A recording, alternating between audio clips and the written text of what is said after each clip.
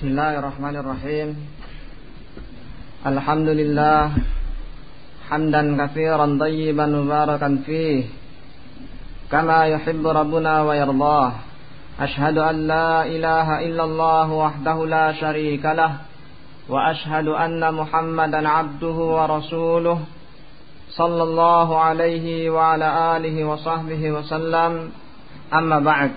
Qala salaf ahadus salaf, berkata salah seorang salafun salih, yang artinya ataupun isi dari ucapannya tersebut cukuplah sebagai keutamaan ilmu, kemuliaan ilmu.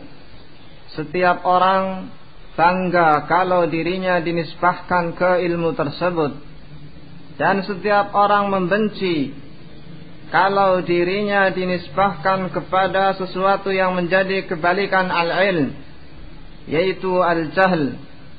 Setiap orang bangga kalau dikatakan dirinya sebagai seorang yang alim, dan setiap orang enggan, setiap orang membenci kalau dikatakan dirinya adalah orang yang bodoh. Ini menunjukkan betapa mulianya ilmu tersebut. Ilmu merupakan sesuatu yang sangat mulia, sesuatu yang dibutuhkan oleh kita semua. Bahkan dikatakan oleh Al-Imam Ahmad rahimahullahu ta'ala, salah seorang imam yang 4, imam madhab, beliau mengatakan hajatuna ilal ilmi akthar min hajatina ila ta'am. Kebutuhan kita terhadap ilmu itu lebih banyak dibandingkan kebutuhan kita terhadap makanan. Fa inna hajatana ila ta'am fil yaumi marrah aw marratain, wa hajatana ila al-ilmi adad al-anfus. Karena kebutuhan kita terhadap makanan dalam sehari mungkin cuma sekali atau 2 kali, namun butuhnya kita terhadap ilmu itu sebanyak nafas kita. Selama kita masih bernafas, maka setiap hembusan nafas kita membutuhkan al-ilm. Allah subhanahu wa ta'ala memerintahkan nabinya di dalam Al-Quran untuk memohon agar ditambahkan al-ilm. Betapa banyak amal-amal kebajikan, amal-amal yang mulia yang disebutkan di dalam Al-Quran, namun Allah subhanahu wa ta'ala hanya memerintahkan, yang diperintahkan kepada nabinya agar minta ditambahkan adalah permasalahan ilmu, tidak amal-amal yang lainnya. Allah subhanahu wa ta'ala berfirman, wa qur rabbi zidni ilma, dan katakanlah wahai Muhammad, berdoalah, tambahkanlah kepadaku ya Rabbku ilmu. Ayat ini juga menunjukkan betapa mulianya ilmu tersebut. Oleh karena itu Allah subhanahu wa ta'ala menyebutkan secara sharih melalui lisan Rasulnya alaihi salatu wassalam bahwasannya ciri-ciri orang yang dikehendaki kebaikan pada dirinya oleh Allah subhanahu wa ta'ala adalah orang tersebut memiliki ilmu. Rasulullah sallallahu alaihi wasallam bersabda di dalam hadis Muawiyah radhiyallahu ta'ala anhu, yang dikeluarkan oleh Imam Al-Bukhari dan juga Imam Muslim, man yuridillahu bihi khairan yufaqihu fid din. Barang siapa yang Allah subhanahu wa ta'ala kehendaki pada dirinya kebaikan, maka Allah subhanahu wa ta'ala akan fahamkan dia dalam urusan agama ini. Ilmu menjadi syarat, menjadi sesuatu yang sangat penting, yang mana barang siapa yang menghendaki kebahagiaan di dunia dan di akhirat, maka ilmu adalah kuncinya. Ciri-ciri orang yang dikehendaki pada dirinya kebaikan oleh Allah subhanahu wa ta'ala adalah orang tersebut difahamkan dalam masalah agama ini, difahamkan, diberi ilmu di dalam masalah agama ini. Rasulullah sallallahu alaihi wasallam juga menyebutkan di dalam hadis yang lain, hadis yang diriwayatkan oleh Imam Muslim rahimahullahu taala dari sahabat Abu Hurairah radhiyallahu taala anhu, "Man salaka tariqan yaltamisu fihi ilman, sahhalallahu lahu bihi tariqan ilal jannah." Barang siapa yang menempuh jalan yang dia menuntut ilmu padanya, maka Allah subhanahu wa ta'ala akan memudahkan baginya dengan perjalanannya tersebut untuk menuntut ilmu. Allah akan mudahkan baginya jalan menuju surga. Sungguh di dalam hadis-hadis yang ada dari dua hadis tadi dan juga hadis-hadis yang lainnya menunjukkan keutamaan ilmu, menunjukkan betapa pentingnya ilmu tersebut. Oleh karena itu, sungguh disayangkan apabila di zaman kita sekarang ini, zaman yang penuh fitnah, zaman yang kemaksiatan merajalela di mana-mana, namun orang tersebut tidak mau belajar, tidak mau menuntut ilmu. Naam, ini merupakan perkara yang sangat disayangkan, karena ilmu menjadi kunci kebahagiaan seseorang. Ilmu sampai-sampai awamun nas, mereka terkadang menyebutkan hadis-hadis yang maudhu, hadis-hadis yang palsu, untuk menunjukkan betapa kemuliaannya ilmu. Ada yang menyebutkan hadis utlubul ilma walau bisin, tuntutlah ilmu walau sampai ke negeri Cina. Hadis yang maudhu, dan mereka pun memakainya pada tempat yang salah, yaitu untuk berdalilkan pentingnya menuntut ilmu-ilmu keduniaan.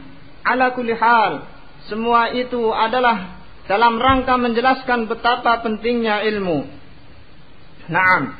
Kemudian alhamdulillah, segala puji bagi Allah subhanahu wa ta'ala, bagi mereka yang Allah subhanahu wa ta'ala bukakan pintu hatinya, kesadaran untuk mau menuntut ilmu, untuk mau mempelajari ilmu agama ini. Namun tidak cukup sampai di situ. Bagi mereka yang sudah dibukakan pintu hatinya oleh Allah subhanahu wa ta'ala kesadaran untuk menuntut ilmu, hendaknya dia benar-benar memanfaatkan waktu tersebut sebaik-baiknya. Hendaknya dia benar-benar di dalam menuntut ilmunya itu bersungguh-sungguh. Tidak kemudian sekedar dia menghadiri majalis ta'lim, namun dia tidak bisa mengambil faidah dari ta'limnya tersebut. Oleh karena itu betapa pentingnya di dalam menuntut ilmu untuk dipenuhi adab-adabnya, agar ilmunya tersebut adalah ilmu yang diberkahi oleh Allah subhanahu wa ta'ala. Di antara adabnya yang pertama adalah al-ikhlas.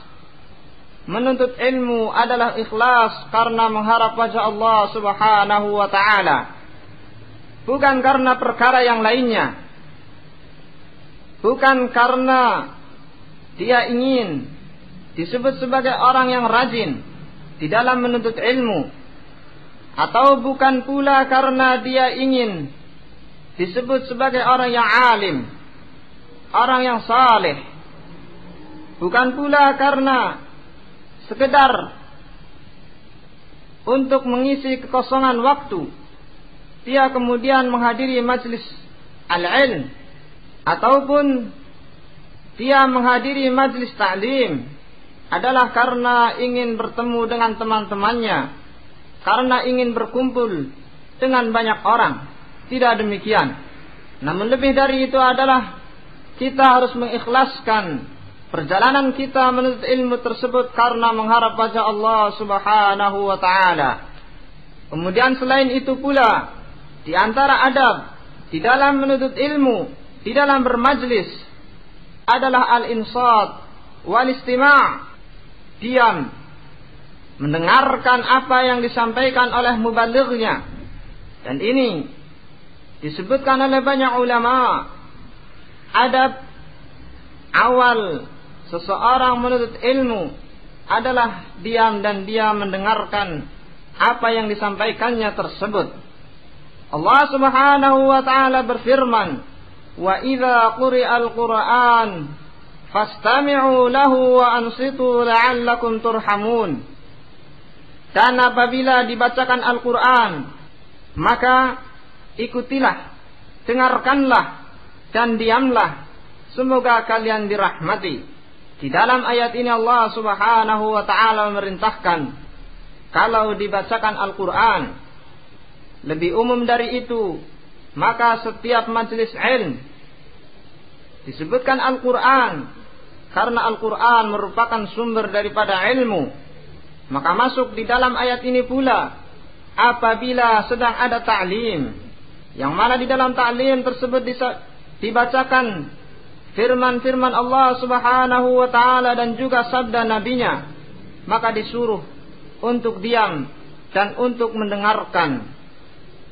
Sungguh betapa disayangkannya, betapa banyak kaum muslimin yang Allah Subhanahu wa taala sudah berikan taufik kepada dirinya untuk menghadiri majlis ilmu.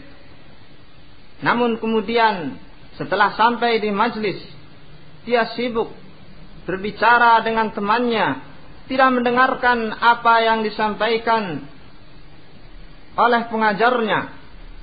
Ini merupakan salah satu yang menghalangi seseorang untuk mendapatkan barakah daripada ilmu tersebut. Selain itu, di antara adab di dalam menuntut ilmu pula adalah mengamalkan ilmu tersebut. Yang namanya ilmu, tujuannya adalah untuk diamalkan, bukan sekedar untuk diketahui saja. Ilmu yang tidak diamalkan, dikatakan oleh pepatah Arab, al-ilm bila amal kasyajarah bila thamarah. Ilmu tanpa diamalkan itu bagaikan pohon tanpa buah. Kita tahu bahwasannya kalau kita menanam pohon buah, maka tujuan utamanya adalah memetik buahnya tersebut. Namun kalau pohonnya ternyata tidak berbuah, maka ini sama seperti seseorang yang menuntut ilmu namun tidak mau mengamalkan ilmunya tersebut. Bahkan hal yang demikian bisa jadi akan mendatangkan murka Allah Subhanahu wa taala, sebagaimana yang Allah Subhanahu wa taala firmankan di dalam kitabnya, "Kabura maqtan 'indallahi an taqulu ma la taf'alun." Sungguh amat besar kemurkaan di sisi Allah Subhanahu wa taala kalian mengucapkan apa yang kalian tidak amalkan. Ilmu adalah untuk diamalkan. Kita lihat para salaf, para sahabat, para tabi'in, para tabi'in dan juga pengikut-pengikut mereka. Mereka dikatakan sebagai generasi yang terbaik adalah karena setiap kali mereka mendengar ayat-ayat Allah Subhanahu wa taala, setiap kali mereka mendengar perintah-perintah Allah Subhanahu wa taala, mereka kerjakan. Dan setiap kali mereka mendengar larangan-larangan Allah Subhanahu wa taala, maka mereka tinggalkan. Oleh karena itulah mereka menjadi generasi yang terbaik. Maka kalau kita ingin menjadi seperti mereka, ingin meniru mereka, maka demikianlah caranya. Setiap kali kita mendengar ilmu, maka segera diamalkan, sehingga tidak terasa berat. Berbeda dengan apabila kita mendengar ilmu, tidak diamalkan, kemudian keesokan harinya lagi mendengar ilmu yang baru, tidak diamalkan lagi, setiap harinya akan menumpuk. maka ini akan lebih terasa berat dibandingkan setiap kali kita mendengarnya, maka langsung kita amalkan. Naam. Kemudian setelah ini, ayyuhal ummahat, An-Nabi sallallahu alaihi wa ala alihi wa sahbihi wasallam bersabda di dalam sebuah hadis menjelaskan bahwasannya kebanyakan ahlun nar mereka berasal dari kalangan kaum wanita. Rasulullah sallallahu alaihi wasallam bersabda di dalam hadis yang disahihkan oleh Asy-Syaikh Al-Albani rahimahullahu taala, di dalam hadis yang panjang. Kemudian di antara isi hadisnya, "Wattala'tu 'alan nar fara'aitu aktsara ahliha an-nisa." Aku melihat ke neraka dan aku melihat kebanyakan penduduknya, kebanyakan penghuninya adalah kaum wanita. Di dalam lafaz yang lain, semisal dengan lafaz ini, Rasulullah sallallahu alaihi wasallam juga bersabda, "Ya ma'syaran nisa, tasaddaqna walau min hulliyikunna, fa inna aktsar ahli jahannam yaumal qiyamah an-nisa." Wahai kaum wanita, bersedekahlah walaupun dengan perhiasan kalian, karena kebanyakan penghuni neraka jahanam pada hari kiamat adalah kaum wanita. Naam, disebutkan di dalam hadis. Di dalam hadis tersebut juga bahwasannya di antara penyebab kenapa kaum wanita menjadi penghuni neraka yang banyak, menjadi kebanyakan penghuni neraka, adalah karena mereka yukfirnal la'n wa yakfurnal ashir. Mereka memperbanyak laknat dan juga mereka kufur di dalam pergaulan, di dalam keluarganya. Dua perkara disebutkan oleh Nabi sallallahu alaihi wasallam menjadi penyebab kenapa kaum wanita menjadi penghuni neraka, karena mereka terlalu banyak melaknat. Juga masuk di dalamnya adalah ketika mereka memperbanyak ucapan-ucapan yang sia-sia, ucapan-ucapan yang tidak bermanfaat, yang mendatangkan dosa, ucapan-ucapan yang tidak diridhai oleh Allah Subhanahu wa taala, seperti menghibah misalnya. Dan betapa banyak kita jumpai kaum wanita yang mana mereka itu senang untuk berkumpul-kumpul dengan temannya, kemudian mereka berbicara yang panjang, melakukan pembicaraan yang lama. Di dalamnya terkadang terdapat kalimat-kalimat yang mendatangkan murka Allah Subhanahu wa taala, menyebutkan aibnya si fulan ataupun si fulanah, menghibah saudaranya. Padahal yang namanya ghibah adalah termasuk dari dosa besar. Allah Subhanahu wa taala akan menghukumnya di hari akhirat nanti bagi orang-orang yang menghibah. Di antara hukumannya adalah Allah Subhanahu wa taala akan memberikan kepadanya kuku yang sangat panjang, yang tajam. Kemudian dia mencakar-cakar wajahnya sendiri. Sungguh betapa mengerikannya wajah yang ketika di dunianya dia senantiasa menjaga, namun di akhirat akan dicabik-cabik, dicakar-cakar menggunakan tangannya sendiri. Naam. Kemudian penyebab yang kedua disebutkan di dalam hadis tersebut, yakfurnal ashir. Mereka kufur di dalam pergaulan, di dalam rumah tangganya. Ketika suaminya berbuat baik kepadanya selama bertahun-tahun, semua itu bisa hilang di hadapannya hanya karena kesalahan yang sedikit. Naam.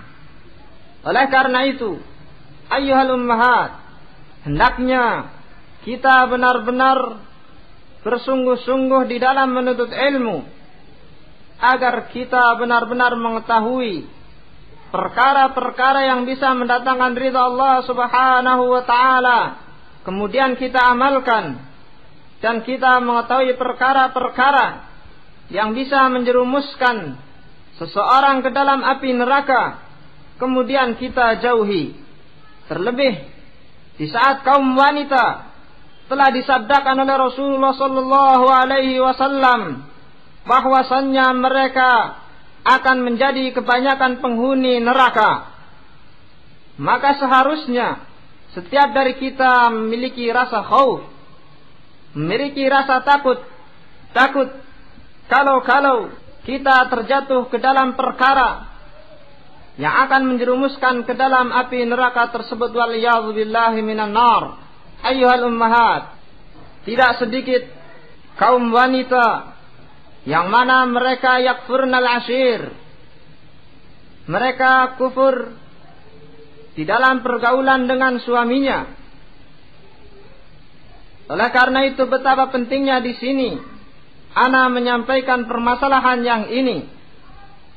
Sungguh terlalu banyak perpecahan di dalam keluarga seseorang. Penyebab utamanya adalah karena mereka yakfurnal ashir. Ayyuhal ummahat, hendaknya diketahui bahwasannya hak seorang suami sangatlah besar. Terkadang seseorang hanya menuntut haknya, namun dia lupa hak yang harus dia tunaikan itu apa saja. Hak seorang suami terhadap istrinya ini sangatlah besar. Rasulullah sallallahu alaihi wasallam menyebutkan di dalam hadis yang dikeluarkan oleh Imam Al-Bukhari dan juga Imam Muslim dari sahabat Abu Hurairah radhiyallahu taala anhu, "Idza da'a ar-rajulu imra'atahu ila firashihi falam ta'tihi fabata ghadbana 'alaiha la'anatha al-malaikah hatta tusbih." Kalau seorang suami mengajak istrinya, kemudian istrinya enggan, istrinya tidak mau, kemudian bermalam dalam keadaan dia murka kepada istrinya, suaminya murka kepada istrinya, maka para malaikat akan melaknat istrinya tersebut hingga subuh.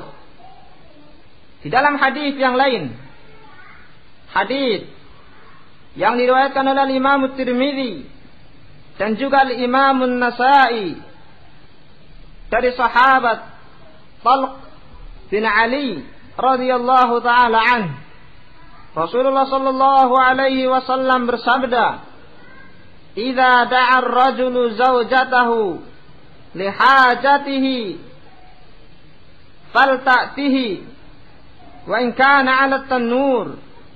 Apabila seorang suami mengajak istrinya untuk memenuhi kebutuhannya, maka hendaklah istrinya tersebut memenuhinya. Naam, di dalam hadis yang lain, hadis Abu Hurairah radhiyallahu taala anhu yang dikeluarkan oleh Imam Tirmidzi juga, Rasulullah sallallahu alaihi wasallam menyebutkan betapa besarnya hak seorang suami yang harus ditunaikan oleh istrinya. Rasulullah sallallahu alaihi wasallam bersabda, "Lau kuntu amiran ahadan ay yasjuda li ahadin la amartul mar'ata an tasjuda li zawjiha." Seandainya saja aku boleh memerintahkan seseorang untuk sujud kepada orang yang lain, niscaya akan aku perintahkan para istri untuk sujud kepada suaminya. Sujud merupakan perkara yang sangat agung. Kalau saja Rasulullah sallallahu alaihi wasallam diizinkan, diperbolehkan untuk memerintahkan orang untuk sujud kepada orang yang lain, niscaya Rasulullah sallallahu alaihi wasallam akan memerintahkan kaum wanita untuk sujud kepada suaminya. Ini menunjukkan betapa besarnya hak seorang suami yang harus ditunaikan oleh istrinya tersebut. Disebutkan pula di dalam hadis yang lain bahwasannya tidak halal bagi kaum wanita untuk berpuasa sunnah kecuali dengan izin dan ridha dari suaminya. Kalau saja seseorang hendak berpuasa harus dengan izin. Seorang wanita hendak berpuasa sunnah harus izin terlebih dahulu dengan suaminya. Yang demikian adalah karena boleh jadi di saat itu kemudian suaminya menghendakinya, yang mana wajib bagi istrinya tersebut untuk memenuhi panggilannya. Maka sungguh sangat disayangkan ketika ada seorang wanita kemudian suaminya memerintahkan kepadanya suatu perkara, namun dirinya enggan, dirinya tidak mau, atau mungkin dia berpura-pura tidak mendengarkan perintahnya, atau lebih parah dari itu adalah ketika dia mengucapkan kata-kata membantah perintah suaminya tersebut, yang justru akan mendatangkan murka suaminya tersebut. Sungguh hal tersebut adalah perkara yang dilarang di dalam agama ini, perkara yang termasuk di dalam sabda Nabi sallallahu alaihi wasallam, yakfurnal ashir, mereka kufur di dalam pergaulan dengan suaminya. Kewajiban seorang istri adalah mentaati suaminya. Naam, apa saja yang diperintahkan oleh suaminya, selama perkara tersebut adalah perkara yang ma'ruf, bukan perkara yang maksiat, maka wajib atas istrinya untuk menjalankan perintah tersebut, kecuali pada perkara-perkara yang itu tergolong maksiat. Maka sebagaimana disebutkan di dalam hadis, la ta'ata li maksiatil khaliq, tidak ada ketaatan kepada makhluk ketika hal tersebut adalah bermaksiat kepada sang khaliq, yaitu kepada Allah subhanahu wa ta'ala. Alhasil dari apa yang kami sampaikan di sini, yang pertama adalah pentingnya kita menuntut ilmu. Pentingnya setiap kita untuk menuntut ilmu, terlebih bagi mereka yang sudah berkeluarga, ketika mereka memiliki kewajiban untuk mendidik anak-anaknya. Tidaklah cukup seseorang kemudian mewakilkan di dalam mengajari anaknya, ditaruh di ma'had, mewakilkan kepada orang lain, namun dia menganggap setelah itu terbebas tanggung jawabnya. Tidak demikian. Orang lain hanyalah membantu, namun tanggung jawab yang penuh adalah ada pada orang tuanya. Maka diharapkan bagi kita semua untuk benar-benar bersemangat di dalam menuntut ilmu. Menuntut ilmu yang mana di dalamnya dipenuhi adab-adabnya, agar ilmu yang kita peroleh adalah ilmu yang berbarokah. Kemudian yang kedua, bagi kaum wanita, bahwasannya kaum wanita adalah kebanyakan penghuni ahli neraka. Maka hendaknya setiap kaum wanita itu takut kalau dirinya ikut terancam di dalam sabda Nabi sallallahu alaihi wasallam tersebut, yang mana dengan itu kemudian dia benar-benar menunaikan hak-haknya, hak kepada Allah subhanahu wa ta'ala, dan juga hak kepada suaminya, hak kepada orang lain. Naam, hadza wa akhiru da'wana alhamdulillahi rabbil alamin.